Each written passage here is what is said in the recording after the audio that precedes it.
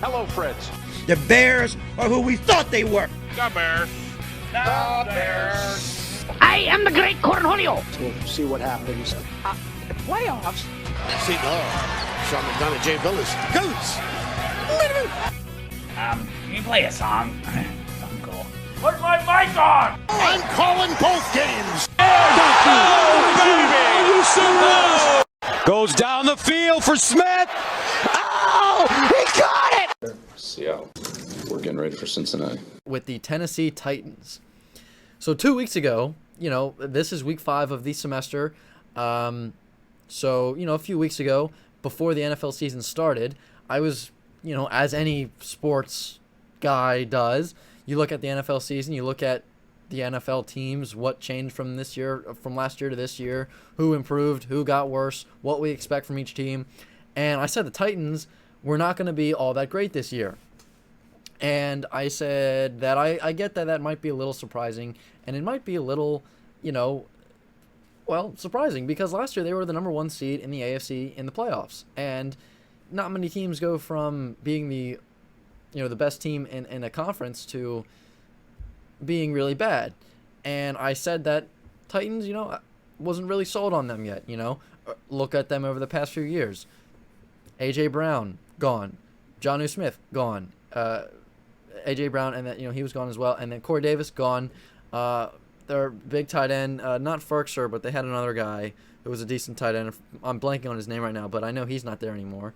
Again, it wasn't Ferkser or somebody else. I guess it was Jonnu Smith. That's what I'm thinking of. Derrick Henry coming off a big injury. Ryan Tannehill consistently been unable to come up with the big play in the big spot, and even more so in the playoffs. He's been unable to do that in the regular season, but the playoffs was an added struggle for him.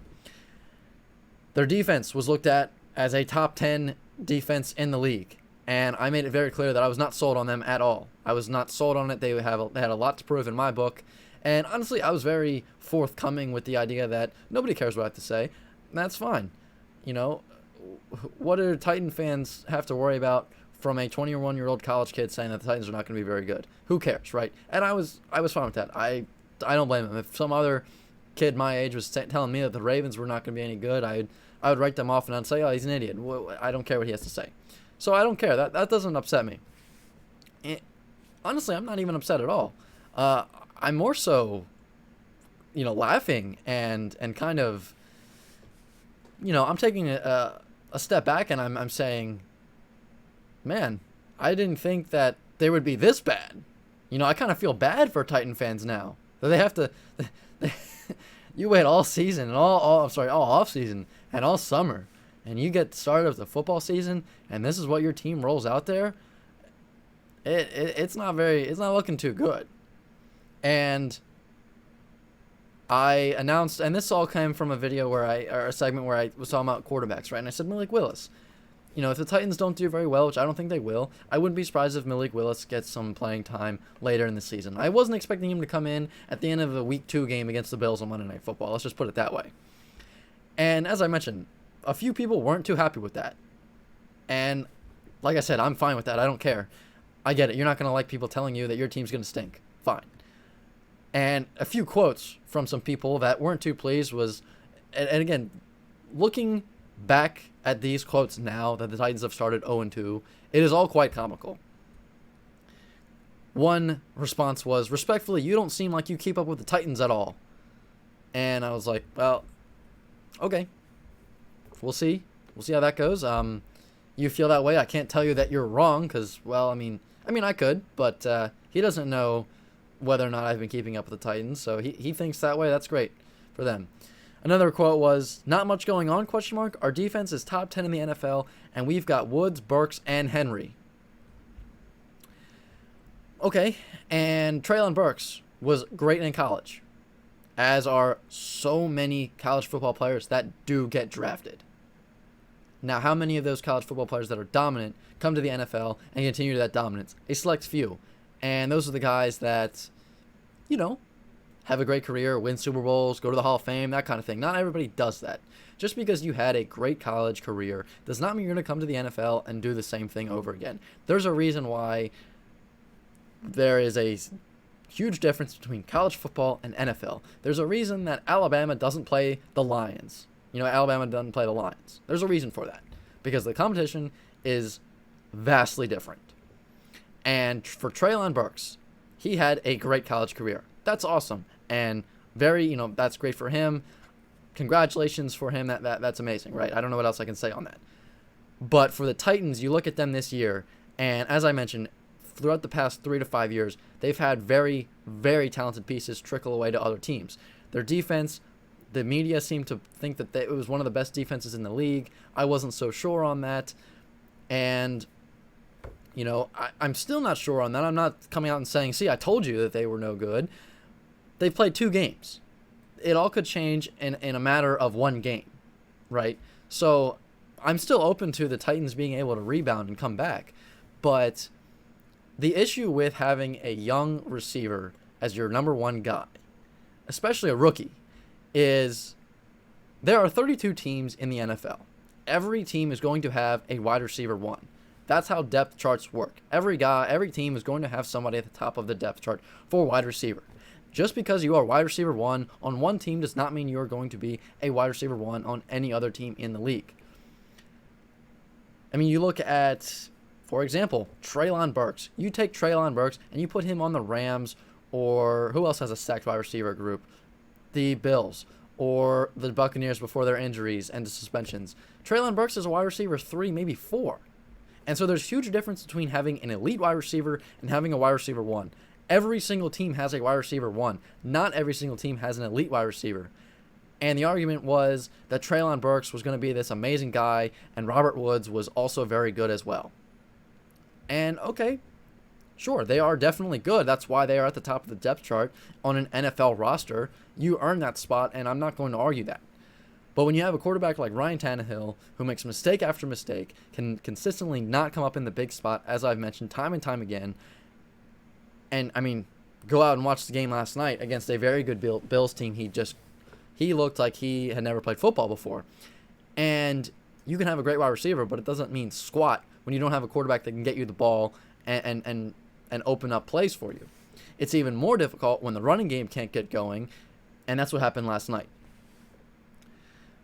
And Treylon Burks, every time when you have a rookie wide receiver who comes in and is at the top of the depth chart, he can have a great season. And there have been guys that come out from college and they are at the top of the depth chart and they get so many throws and they explode on the scene and they have this amazing rookie season. We saw it last year with Devontae Smith. He came out, exploded on the scene, proved all the doubters wrong, and proved everybody that was saying that he was going to be good, they proved him right. They proved his supporters right.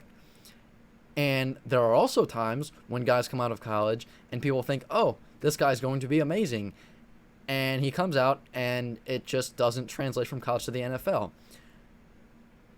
For Titans fans saying that Treylon Burks in practice and in preseason was looking so great and then he was going to be this elite wide receiver when he hadn't even played an NFL regular season game yet was just baffling to me.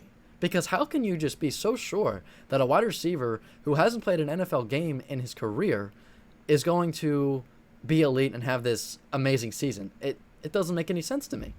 Because you never know until they go out and play the game. That's why they play the games. And so, all right, and as I said, I mean, okay, if he came out and had a great start or whatever, I would say that's in every reason. That is possible. That's basically what I'm saying. But it's unproven right now. I can't prove that he will or won't have a great season. He's unproven. He needs to come out and play like it. And so right now, no, they don't have very much going on. They don't have much that I can talk about other than Derrick Henry. And even he hasn't had a great start to the season. Another quote was, Burks and Tannehill look scary in practice right now, too. Titans have gotten off to an 0-2 start and are dead last in the AFC South.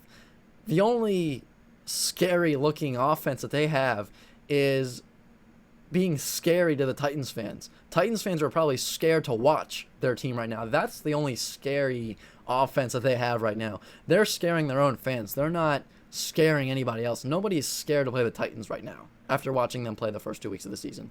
Nobody's looking at the Titans and saying, that's a Super Bowl contending team, a playoff contending team, And we need, and you're going to say they have to take a NFL team seriously every week of the season anyway.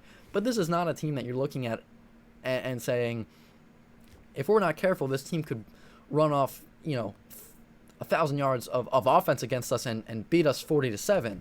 They are not what the Bills are this year so far. And okay, they looked scary in practice, whatever scary means, right? I've heard that used before, but to me, you don't want to look scary in practice. You want to look good. You want to look proven. You want to look smooth. You want to look, excellent. You want to look that way in practice. Scary makes me think, oh, I'm watching it and I'm scared to watch this. So it's a weird way to put it. Last night, Tannehill went 11 of 20, 117 yards, 2 interceptions. Derrick Henry was held to under 30 rushing yards on 13 rushing attempts. Scary. That is scary. Let me tell you, I was scared. I was watching the Tennessee Titans last night, and I was shaking in my boots. I did not want to play the Tennessee Titans. Oh my gosh, the Titans. Oh, they're making me so scared. Absolutely not. The Titans are not scaring anybody except their own fans right now. Even the Colts aren't worried about the Titans right now. Meanwhile, Josh Allen goes and rips off 317 yards without breaking a sweat and tosses 4 touchdowns just for fun. So much for that top 10 NFL defense. Hassan Haskins had more rushing yards than King Henry. That top 10 defense that everybody was so hyped about, the top 10 defense that I was not so sure about and said they need some work and they need proven. Sure, they went up against a very good Bills team last night. A Bills team that looks like they might not be able to be beaten this season. That's fine. I get that. They played a very good team. I'm not holding that against them. I'm not saying that it doesn't matter. I'm not saying that it's insignificant. But they let Stephon Diggs get 12 receptions, 148 yards, and 3 touchdowns as if he was playing football at elementary school recess. Are the Bills looking like an absolute juggernaut of a team? Absolutely. I couldn't, agree with you on that more. That the Bills are looking like one of the best teams that I've ever seen. However, the Titans got embarrassed, absolutely embarrassed on national television last night, and you cannot tell me after that game that you're feeling very confident about the Titans season this year. If there's one way to humble a excited Titans fan, that was it. Losing 41-7 on national television on Monday Night Football under the lights when you're supposed to come up big in prime time and this is where you prove yourself to everybody watching. You go and play like that? Your offense goes out, and they are so bad that Malik Willis on 4 pass attempts and 1 lost fumble had a better passer rating than Ryan Tannehill? That's what you guys were all excited about? I don't think so. And as I mentioned, if you want to talk about that top 10 defense, sure, that's going to be a top 10 defense if they play college teams. That's a top 10 defense maybe in the preseason when half the league was starting their third stringers. That's a top 10 defense on paper, but once you get on the field, whatever you have written on paper gets crumpled up, thrown in the shredder, and thrown away and burned anyway. It doesn't matter what's on paper. All that matters is who won, how bad you played on the field. On the field is what matters. On paper is for fun and games. We can get stuck up in the hypotheticals, and we can get all crazy about it, the whole thing, until you hit the field and you get absolutely humbled and embarrassed and laughed at. I thought Case Keenum was going to go in there and throw for 3 more touchdowns and get the Bills up to 60 points. Stephon Diggs could have been the quarterback last night, and he still would have had 150 receiving yards, and he would have had probably 200 more passing yards. The Bills punter didn't think he was going to punt. He thought he was going to be able to play 2 weeks without punting. The Titans looked like possibly, if we were going based off of just this 1 week, which isn't fair, but if we were, the Titans were one of the worst teams ever. So Ryan Tannehill and Treylon Burks can do all they want in practice, but it doesn't mean squat when you go out and you look like the Pee Wee Football League against the Bills. The only people scared of the Tennessee Titans right now are their own fans. And until they come out and they look any better, I refuse to believe anything else, and I refuse to believe otherwise.